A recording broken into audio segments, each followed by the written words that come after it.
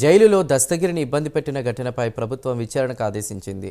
Jail superintendent Prakash ఇబ్బంది పెట్టినట్లు పోలీసులకు దస్తగిరి ఫిర్యాదు చేశారు. డాక్టర్ చైతన్య రెడ్డి జైలుకు వచ్చి 20 కోట్లు ఆఫర్ చేశారని దస్తగిరి చెప్పారు. కడప జైల్లో జరిగిన ఘటనపై ప్రభుత్వం విచారణకు ఆదేశించింది. విచారణ అధికారిగా రాజమండ్రి సెంట్రల్ జైలు సూపరింటెండెంట్ రాహుల్ను నియమించారు. ఇవాళ కడప జైల్లో దస్తగిరిని విచారణ అధికారి ప్రశ్నించనున్నారు. అనంతరం చైతన్య రెడ్డి, ప్రకాష్ను విచారణకు పిలువనున్నారు. 2 రోజుల పాటు కడప జైల్లో విచారణ కొనసాగనుంది. దస్తగిరి ఫిర్యాదుతో చైతన్య రెడ్డి, ప్రకాష్, నాగరాజు, ఈశ్వరయ్యపై కేసు నమోదైంది.